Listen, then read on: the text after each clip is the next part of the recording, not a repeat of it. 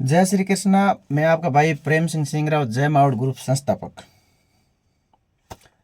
वैसे तो मुझे अपना परिचय देने की ज़रूरत भी नहीं है, क्योंकि मैं हर बार वीडियो के अंदर कहता हूँ मैं अपना परिचय इसलिए देता हूँ ताकि मेरे साथ में कोई नए सदी से जुड़े, उनको पता चल जाए कि इस बंदे का ये नाम है, ये संस्था का काम कर रही है। इसलिए देता हूँ, मैं हर वीडियो के अंदर देता हूँ ताकि जो लोग जुड़े ना उनको पता चल सके। क्योंकि मेरा सोशल मीडिया के ऊपर नाम मेरा लिखा हुआ है PM सिंगराव, इसलिए मैं अपने वीडियो के अंदर पूरा नाम बताता हूँ। आप जितने भी लोग मेरे साथ में अभी जुड़े हुए हैं, हो सकता है ये वीडियो 5 मिनट का हो या 10 मिनट का हो, पूरा ज़रूर सुनिए। अगर आपके पास में टाइम हो, रात को आपको टाइम मिल जाए शाम को, तो एक बार पूरा का पूरा ज़रूर देखें।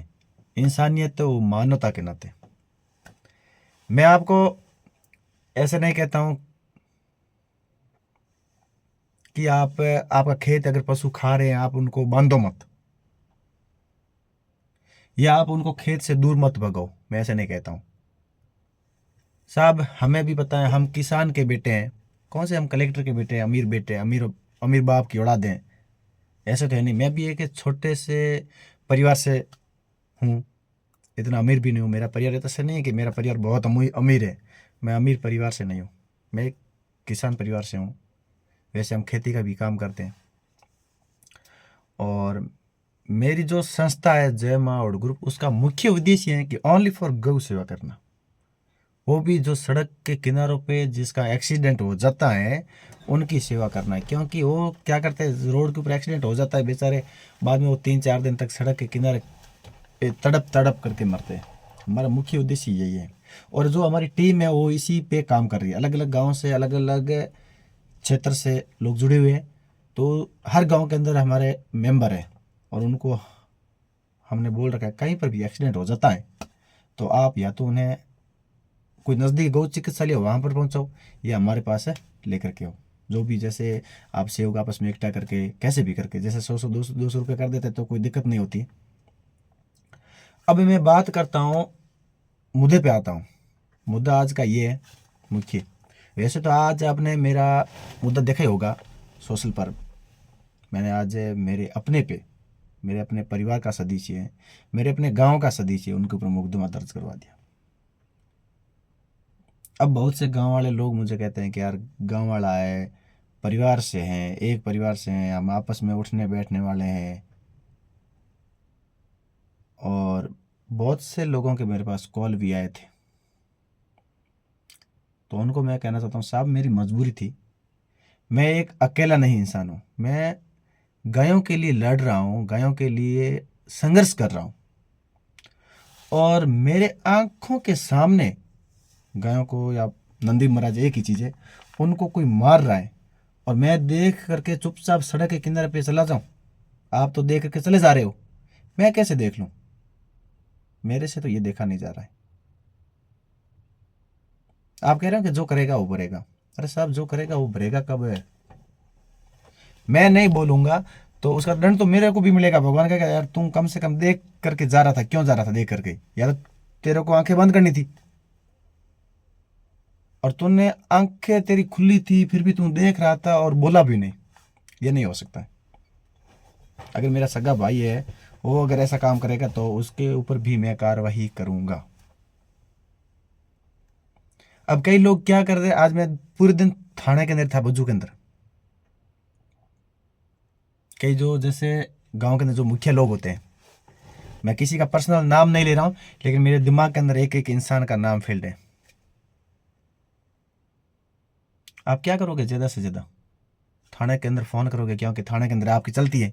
मेरी तो वैसे किसी राजनीतिक नेता है जो, ना तो उनसे बनती मेरी, ना मैंने कभी उनसे मुलाकात की है नेताओं से, और ना पुलिस प्रशासन से मेरी इतनी दोस्ती है गहरी। क्योंकि मैं इन लोगों से दोस्ती क्यों करूं? मेरा उनसे कोई मतलब भी नहीं है, नेताओं से कोई उद्देश्य भी नहीं है हमारा। तो जो ये लोग बज्जू थाने के अंदर, जिन जैसे हमारे गांव के अंदर 4-5 या 10-15-20 लोगों की पुलिस प्रशासन से थोड़ी सी ज़्यादा पहचान है, जो लोग कॉल कर रहे हैं पुलिस वालों को, ये कैसे भी करके रफा दफा कर देंगे। तो ये अपने दिमाग से ना निकाल लेना। आप बजू थाने से आप मुकदमा रफा दफा करवा सकते हैं, मैं मानता हूं कि आप मुकदमा यहां से रफा दफा करवा दोगे, लेकिन आप कहां तक मुकदमा रफा दफा करोगे? मैं अब मुकदमा ये रफा दफा नहीं होने दूंगा। अब ये बात, अगर आप मुकदमा रफा दफा करोगे तो मैं बीकानेर तक जाने के लिए तैयार हूं। इन बेजुबान पशुओं के लिए मैं जयपुर तक जाने के लिए तैयार हूं। ये मुकदमा अब हो गया तो ऐसे समझो कि अंत समय तक, मैं जब तक नहीं मरूंगा तब तक मैं लड़ता रहूंगा। मैंने आज तक किसी के ऊपर मुकदमा दर्ज नहीं किया। लोग मेरे बारे में कुछ भी बोलते हैं। मेरे पास लगभग, जैसे मैंने संस्था बनी थी 3-4 साल हो गए, 3-4 सालों से मेरे पास बहुत से लोगों के कॉल आए थे कि तेरे को मार देंगे, तेरी हड्डियां तोड़ देंगे, तेरे ऐसा कर देंगे, तेरा ऐसा कर देंगे। मैंने कि कोई मुकदमा दर्ज नहीं करवाया, आज तक नहीं करवाया। लेकिन जब बात इन बेजुबान पशुओं की आई तब मैंने जब मुकदमा दर्ज कराया। उन्होंने तो मेरे को धमकी दी थी कि आपका ऐसा कर देंगे, ऐसा कर देंगे, फिर भी मैंने मुकदमा दर्ज नहीं कराया, छोड़ो। लेकिन बेजुबान पशुओं के ऊपर अगर गलत व्यवहार हो रहा है तो मैं सहन 1% भी नहीं करूँगा। अब मुकदमा आप बज्जू से रफा दफा करा दोगे, मैं मान मान लेता हूँ, लेकिन मैं बीकानेर तक जाने के लिए तैयार हूँ। हो सकता है मैं धरने देने के लिए मजबूर हो जाऊँ, पर न्याय हमें जरूर मिलेगा और ऐसे लोगों के ऊपर कार्रवाई करनी चाहिए। अरे साहब, आप किन लोगों का सपोर्ट कर रहे हो? आपको तो मेरा सपोर्ट करना चाहिए। आपको तो मेरा सपोर्ट करना चाहिए कि हाँ, वास्तव में एक बंदा था गांव का, जिन्होंने बिना कोई डर, बिना कोई भय, इन बेजुबान पशुओं के लिए बोलने के लिए उन्होंने 2 शब्द तो बोले कम से कम है।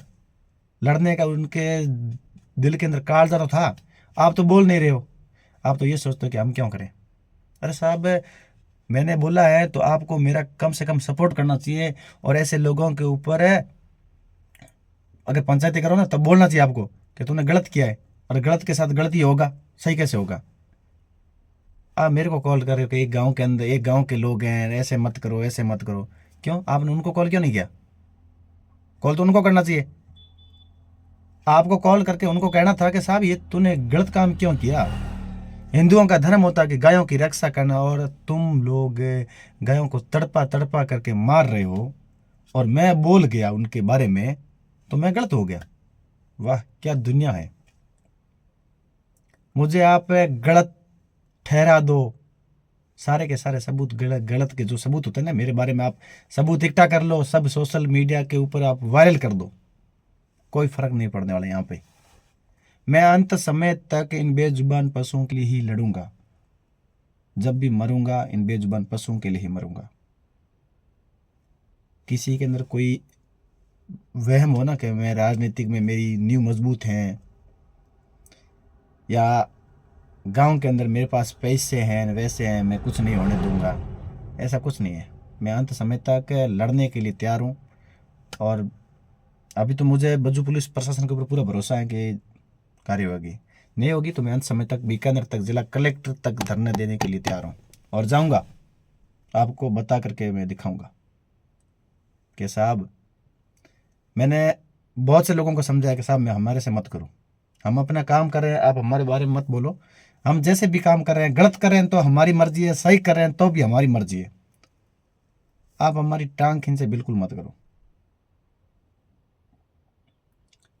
फिर भी मैंने सब कुछ सहन किया, लेकिन ऐसे बेजुबानों के बारे में आप अत्याचार करोगे तो मैं बिल्कुल भी सहन करने वालों में से नहीं हूं। और मैं ऐसे घर के अंदर मैं पैदा भी नहीं हुआ। मैं, कहते ना, रघुकुल रीत सदा चली आए, प्राण जाए पर वचन न जाए। हमारे क्षत्रिय समाज के अंदर पहले भी हमारे पूर्वज, जैसे पाबू जी राठौड़, गायों के लिए शहीद हो गए थे। वो भी एक राजपूत थे। अगर पाबू जी जैसे, जैसे ऐसे थोड़ी कि पाबू जी धरती पे एक ही थे, बहुत से लोग थे उस समय, बाकी तो नहीं गए। उन्होंने सोचा कि हम क्यों जाए, हम वहां पर अपने प्राण क्यों न्यौछावर करें गायों के लिए। जो गायें ले गए तो ले गए, हमारा क्या लिया। लेकिन सामना किसने किया था? पाबू जी राठौड़ ने किया था। वो वो भी अपने, मेरे ख्याल से जीजू साथे खींची। सगे जीजू थे उनका सामना किया था, तो मैं भी सामना करूंगा। क्यों उस समय बाबू जी को अपने रिश्ते याद नहीं आए क्या? आप सोचो, उनको रिश्ते याद नहीं आया या वो रिश्ता भूल गए थे? उन्होंने सब कुछ माया भूल गए थे। वो बोल, उन्होंने दिमाग के अंदर एक ही था कि मैं अपने जीजू सा से नहीं लड़ रहा हूँ, मैं गायों के लिए लड़ रहा हूँ। तो मैं अपने परिवार से, मैं अपने गांव से नहीं लड़ रहा हूँ, मैं सिर्फ गायों के लिए लड़ रहा हूँ। तो जितना हो सके उतना आप सपोर्ट करोगे मेरा। मुझे पूरा विश्वास है मेरे साथ में जितने भी लोग जुड़े हैं वे हैं बाहर से या अड़ोस पड़ोस गांव से, आप ज़्यादा से ज़्यादा सपोर्ट करें। हाँ, मैंने मुकदमा किया है, मैं खुलेआम कह रहा हूँ, कोई दिक्कत नहीं है। और गांव वालों से भी मेरा यही निवेदन है कि आप ऐसे लोगों का सपोर्ट ना करें। ऐसे लोगों को हमें सबक सिखाना चाहिए, कुछ ना कुछ। भले आप थाने फ़ोन करो बज्जू, कोई दिक्कत नहीं है, मेरे को फ़ोन करो, 20 बार करो, उनको मना कर दो कि रफा दफा मुकदमा कर दो, ये टाबर है कहीं को नहीं। साहब मेरे पास वीडियो पड़े, पूरे के पूरे सबूत पड़े, मैं जिला कलेक्टर तक जा सकता हूँ और जाऊंगा एक दिन दिखा करके। अगर बज्जू थाने से कोई कार्रवाई नहीं हुई ना तो मैं वहां पर भी जाऊंगा, मजबूती के साथ लड़ेंगे। धन्यवाद साथियों, और ऐसा ही आप सबका सपोर्ट बना रहे। हम एक दिन इस जय मावड़ ग्रुप का नाम गायों के लिए लड़ना या गायों की सेवा करना मुख्य उद्देश्य के माध्यम से हम पूरे राजस्थान के अंदर एक बहुत अच्छी टीम बनाएंगे। और ऐसे ही मेरे जैसे अगर हर गांव के अंदर कोई एक लड़का होता ना, तो ये रोजाना केस आता ना, किसी के पैर बांध देते हैं तार से, किसी का मुंह बांध देते हैं तार से, सबको पता है कि किसने बांधा, ये किसने हरकतें की, लेकिन कोई आगे नहीं आ रहा है। तो साथियों अब आगे आने का समय आ गया है, चुप रहने का नहीं है। अगर आपने देख लिया है कोई ऐसा हरकतें कर रहा है, अगर आपके पास में वीडियो या फोटो या कुछ भी हो, आप नहीं बोल सकते तो मत बोलो, लेकिन मुझे शेयर कर देना, मैं बोलूंगा। आप गांव, किसी भी गांव से एक लड़का मेरे साथ में खड़ा हो जाना कि प्रेम सिंह हम आपके साथ में और ये हरकतें मेरे गांव के अंदर हुई है, तो मैं वहां पर भी लड़ने को तैयार हूं। और बोलो, इतना खुलेआम कोई नहीं बोलेगा। मैं आज बोल रहा हूं, खुलेआम बोल रहा हूं। क्यों बोल रहा हूं? क्योंकि आज मेरे गांव से ही कुछ लोगों ने फोन कर दिया और गलत लोगों का साथ दे रहे हैं, मेरा तो विरोध कर रहे हैं। साहब मैंने ऐसे कौन सा बुरा काम कर दिया जो आप मेरा विरोध कर रहे हो? कभी हंसी भी आती है, कभी दुख भी होता है कि मैं गांव के अंदर, मेरा गांव का नाम रोशन हो, इसलिए मैंने गौशाला है वो गांव के अंदर बनी है। मैं ये गौशाला भारतमाला रोड मेरे नज़दीक थी, 4 किलोमीटर, में वहाँ पर भी बना सकता था, मुझे कौन मना कर रहा था? पैसे कमाने होते हैं वहाँ पर, भारतमाला रोड के ऊपर बहुत से वाहन चलते हैं, साधन चलते हैं, तो वहाँ पर पैसे भी बहुत आते थे, मैं वहाँ पर बना सकता था।